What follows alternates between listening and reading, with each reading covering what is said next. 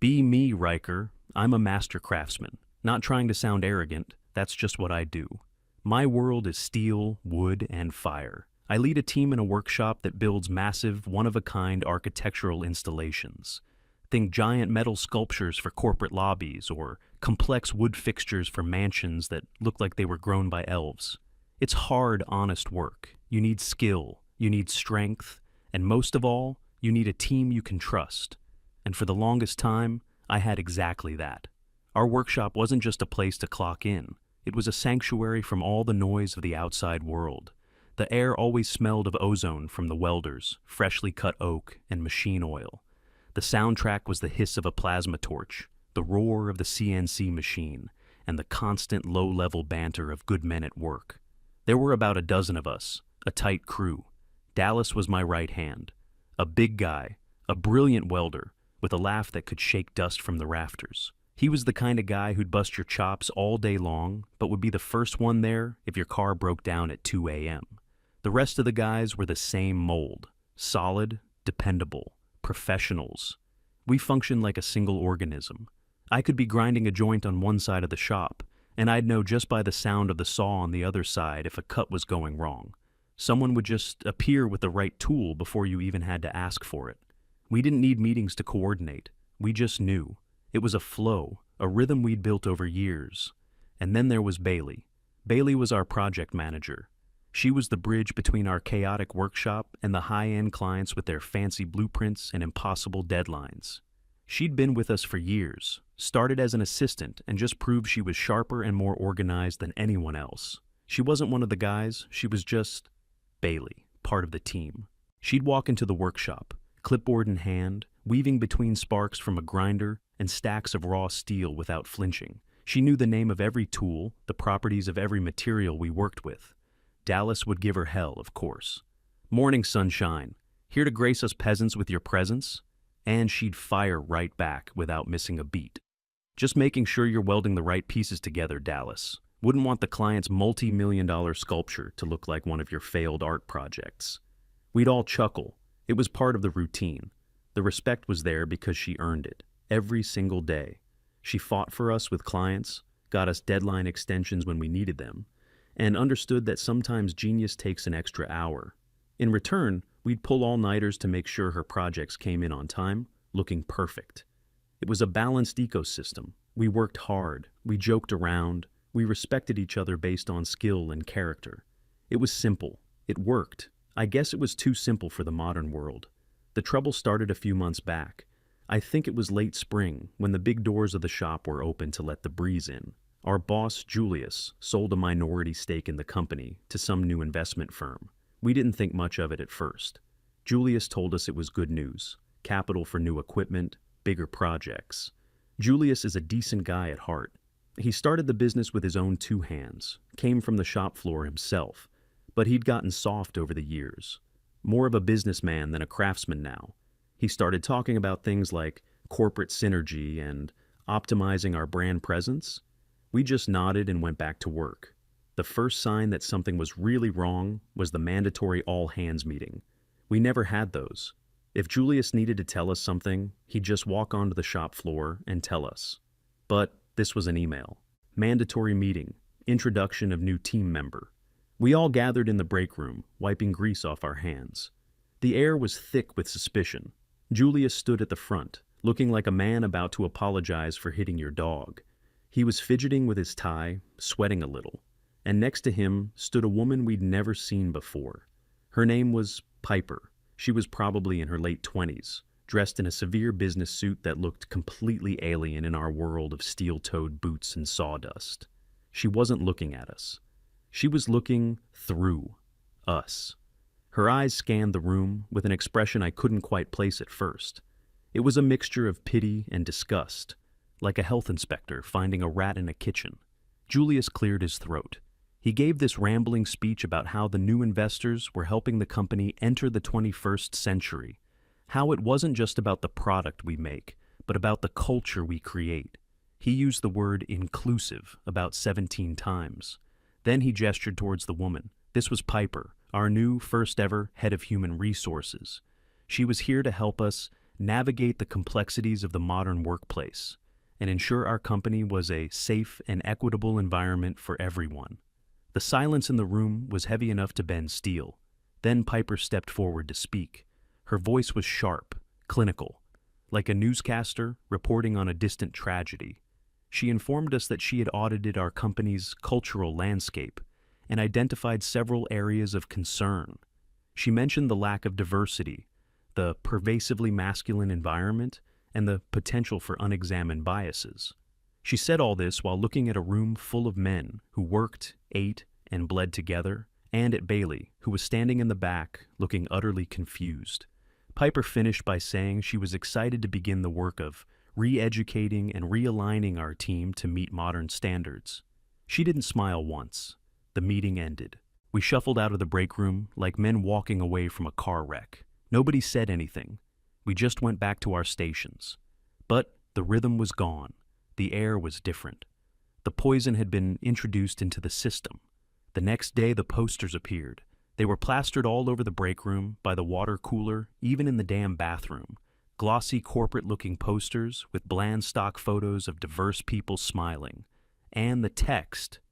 Is your joke funny, or is it a microaggression? Silence is compliance. Check your privilege. It felt like being scolded by a passive-aggressive ghost. Dallas saw the one in the bathroom, came out shaking his head. He just looked at me and said, "What in the hell is happening, Riker?" I didn't have an answer. Then the emails started.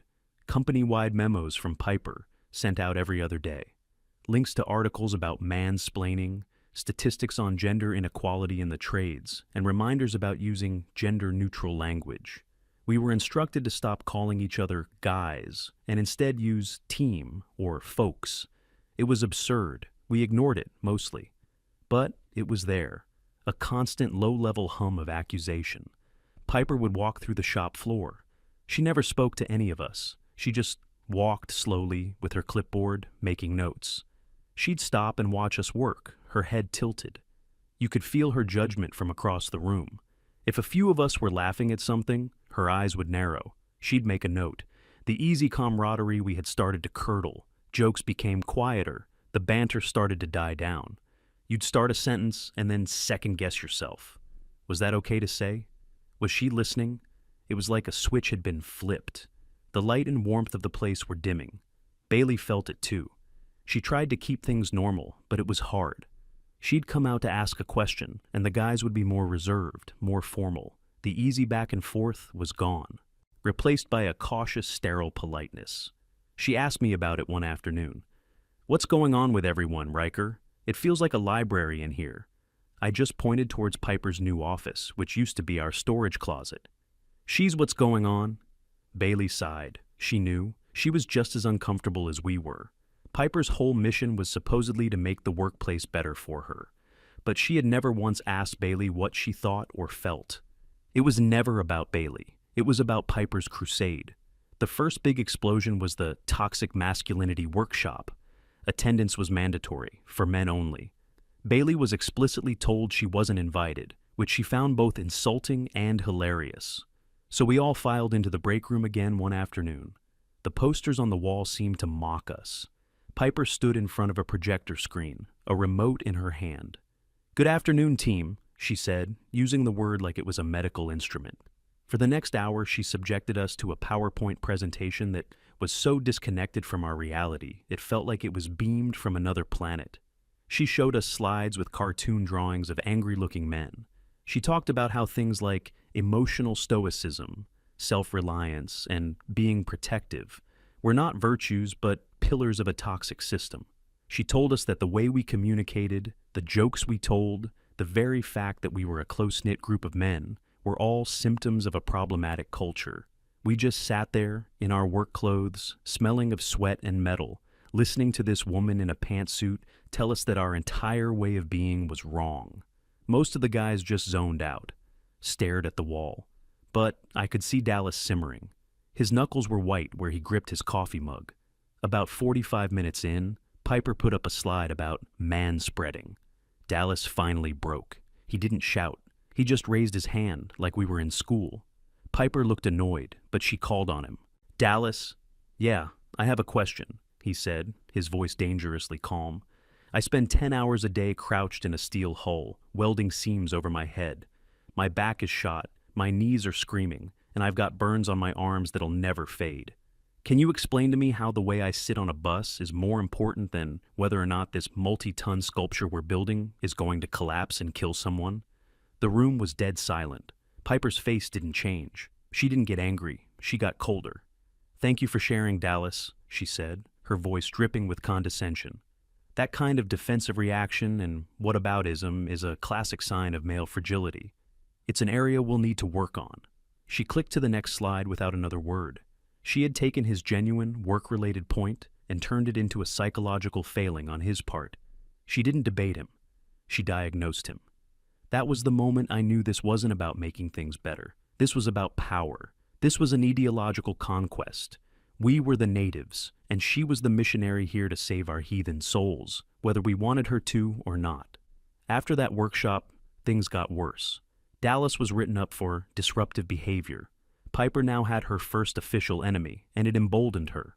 She started implementing new rules. All project discussions had to be formally scheduled through her to ensure all voices were heard equally. Any dispute between team members, no matter how minor, had to be mediated by HR. She was inserting herself into the very bloodstream of our workflow. The fluid organic process that made us so good at what we did was being choked by bureaucracy. A simple problem that Dallas and I could have solved in 30 seconds with a piece of chalk on the floor now required a series of emails and a scheduled meeting. Productivity started to dip. Deadlines started to feel tighter. The pressure was building. The mood was turning grim. We were no longer a team. We were just a collection of individuals working in the same building, watched by a warden. And then she brought out her masterpiece, the thing that would finally break us. It was a Monday morning, another mandatory meeting. This time, Bailey was required to be there. Piper stood at the front of the room with a stack of papers in her hand. She had a strange, triumphant gleam in her eye. "Team," she began, "as part of our ongoing commitment to fostering a truly respectful workplace, we are implementing a new initiative." She held up one of the papers. "This is the Pledge of Respect. It's a personal commitment from each of our male employees to uphold the values of this company and ensure the psychological safety of their female colleagues." She began to hand them out. I took the sheet of paper. My blood ran cold as I read it. It wasn't a pledge, it was a confession. It was a document written from a position of assumed guilt. I remember some of the lines verbatim. They're burned into my memory. It started, "I, the undersigned, acknowledge that, as a man in a male-dominated industry, I have benefited from systemic privileges that have historically disadvantaged women." That was the preamble. It got worse. There was a list of commitments. I pledge to actively listen to women's voices and to validate their lived experiences without question. I pledge to be an ally and to call out sexism and microaggressions, even when they are subtle or unintentional.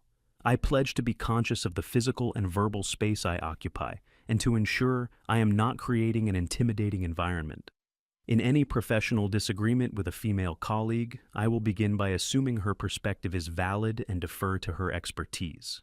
The last one was the killer. It was a loyalty oath to an ideology, disguised as a workplace policy. It effectively meant that in any dispute, Bailey would be automatically right, and we would be automatically wrong. It stripped away professionalism and replaced it with a hierarchy based on gender. I looked over at Bailey. Her face was pale. She was staring at the document in her hands, horrified. This wasn't for her. This was about Piper proving a point. I looked around at the other guys. Their faces were stone. And then I looked at Dallas. He was reading the paper, his jaw clenched so tight I could see the muscles twitching. He slowly crumpled the paper into a ball in his fist. He looked up, not at Piper, but at Julius, who was standing in the corner, trying to look invisible. "You cannot be serious," Dallas said, his voice low and shaking with rage. "You want me to sign a piece of paper that says I'm a walking problem just because I was born a man? You want me to sign something that says my professional opinion is worth less than Bailey's, not because she's better at the job, but just because she's a woman? Do you know how insulting that is to her? We respect Bailey because she's a damn good project manager, not because of this condescending garbage." He threw the crumpled ball of paper on the floor. I'm not signing it.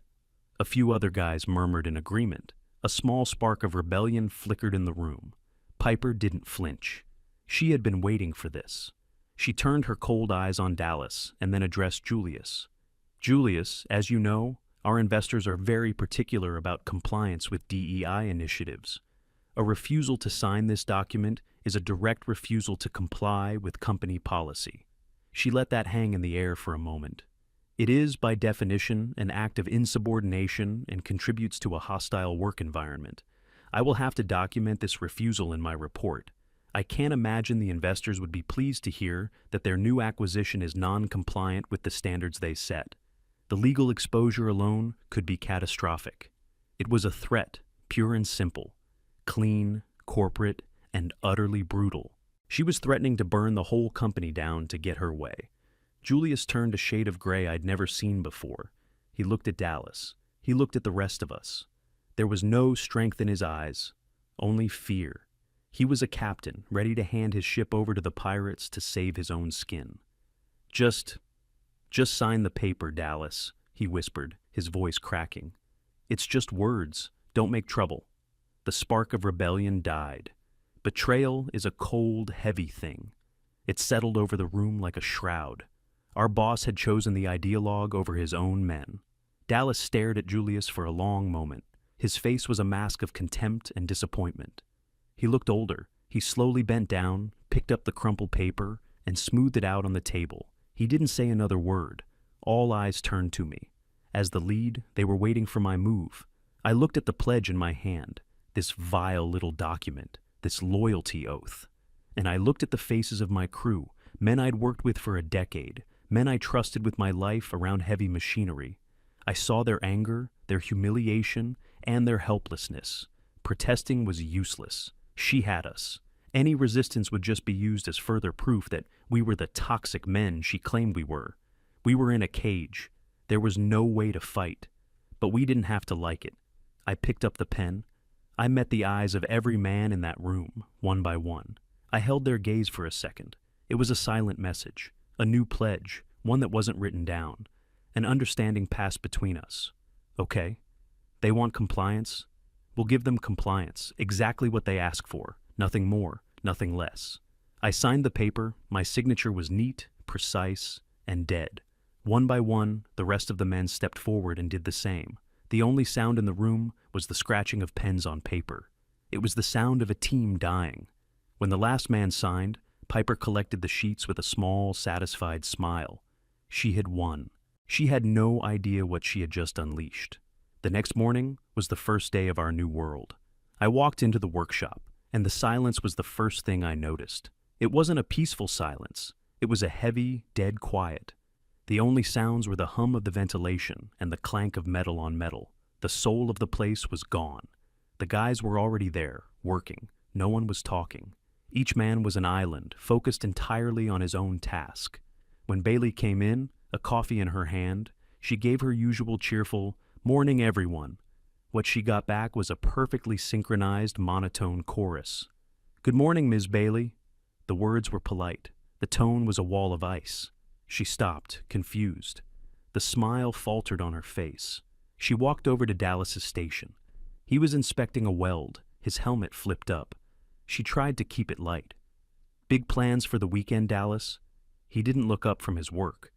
"My personal schedule does not impact my professional duties, Ms. Bailey." He switched on his welder and lowered his helmet. Conversation over.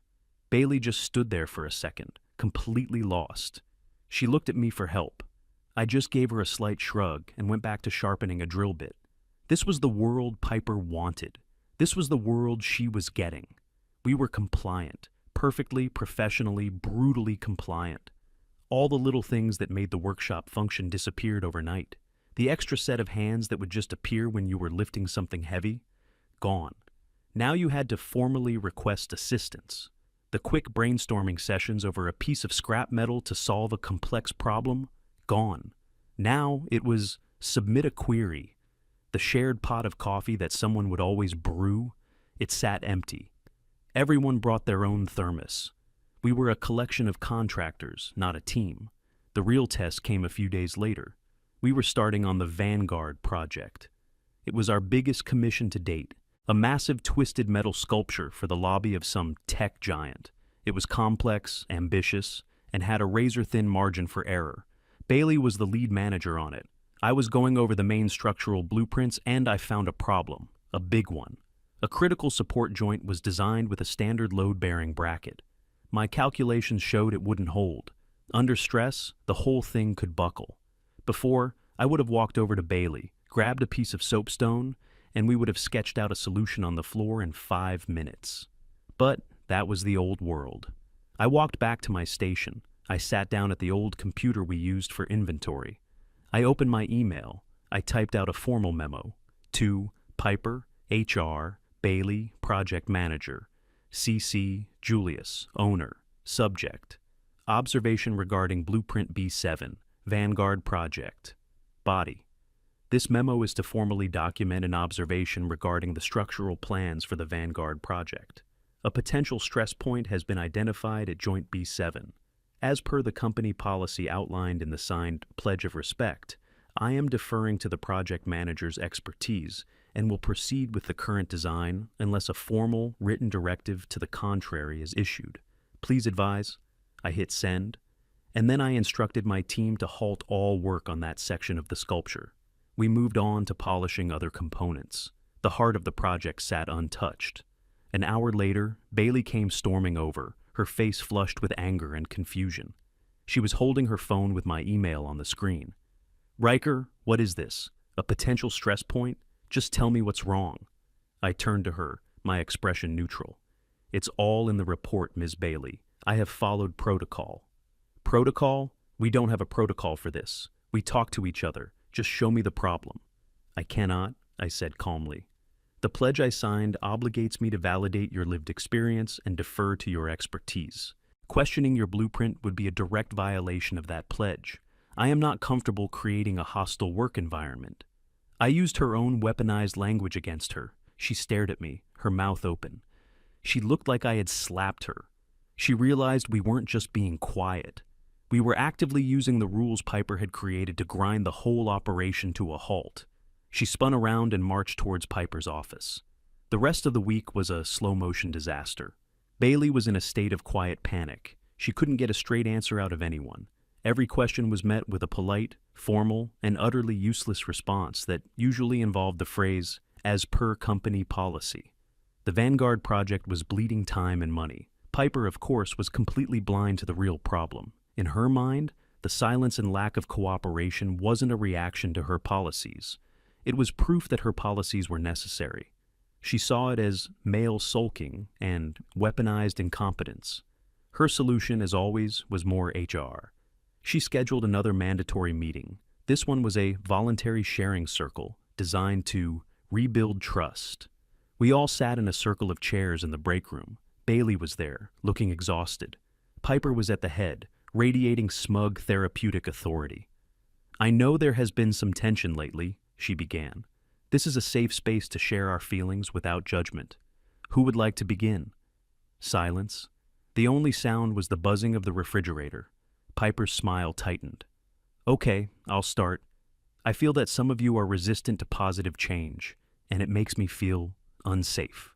More silence. She finally pointed at Dallas. Dallas, why don't you share what you're feeling right now? Dallas looked at the ceiling for a long moment, as if gathering his thoughts. Then he looked directly at Piper, his face completely devoid of emotion.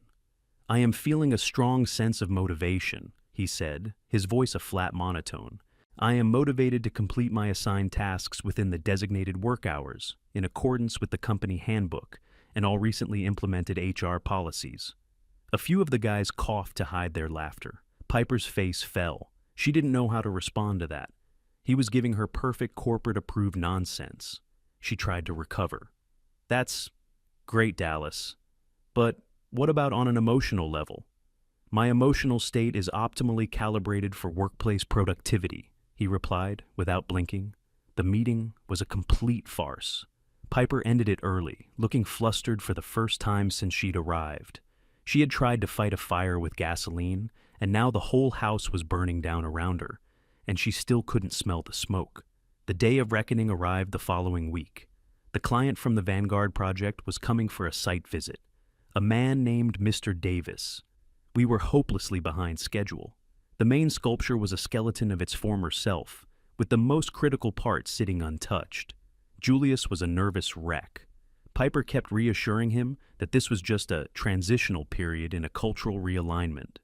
Mr. Davis arrived. He wasn't a slick executive. He was an older man, an engineer by trade, with hands that had seen real work and eyes that missed nothing. He walked in, took one look at the sculpture, and his face hardened. He didn't speak to Julius or Bailey. He walked the perimeter of the project, his footsteps echoing in the quiet workshop. He stopped right in front of the problematic joint. He squinted at it, then tapped the inadequate bracket with his pen. "This is wrong," he said, his voice quiet but carrying across the entire shop. "This is a standard bracket on a primary load-bearing joint. The specs call for a custom-forged gusset. Why is this work not done?" Julius started stammering. "Well, we've had some internal process revisions." Mr. Davis cut him off, not even looking at him. He looked directly at me. "You," he said, pointing at me. "You're the lead craftsman. You look like you know what you're doing. Tell me why my $500,000 sculpture is being held together with a piece of hardware I could buy at a home improvement store." Every eye in the workshop was on me. This was it. The moment of truth. I took a breath. "Sir, we identified that issue on the blueprints last week," I said, my voice steady and clear.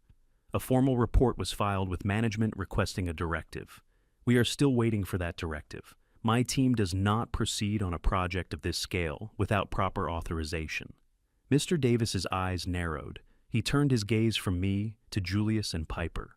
"You're telling me you've been sitting on a critical structural flaw for a week because you were waiting on a memo?" he asked, his voice dripping with disbelief. "Are you building a sculpture or a bureaucracy?"